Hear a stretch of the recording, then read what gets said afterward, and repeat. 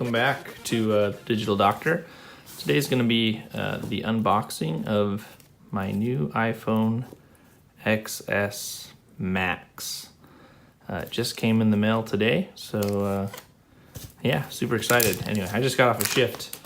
It is currently 12:41 in the morning, but I decided I couldn't wait, so I got to open this thing up now and take a look-see.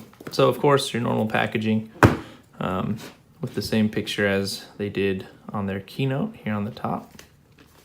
Got your normal instruction manual.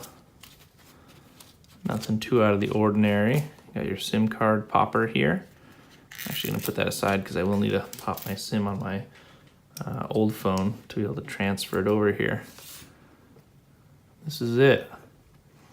So what's interesting about this phone is it is the same, roughly the same size length as is my iPhone 8 Plus, which I'm actually recording on, so I can't show you side by side, but it's all screen.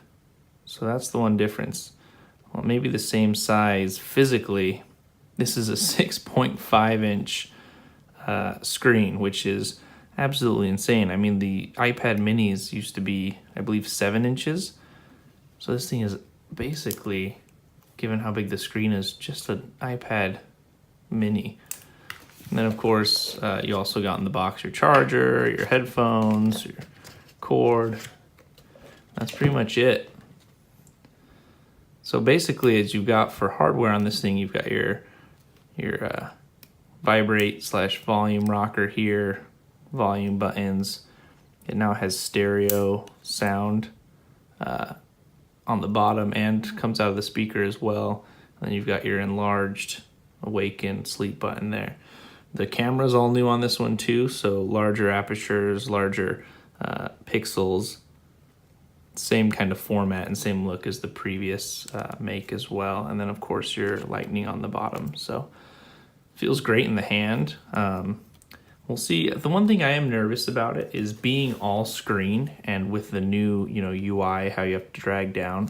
I'm curious to see if I can't reach this top corner when I keep my pinky under there like that. So I'll give it a couple of days and then I'll kind of come out with a review of it. And then I'm going to start doing some reviews on the apps that I use on my iPhone for studying and kind of just for day-to-day life stuff. So this is just a quick unboxing, and thanks for watching.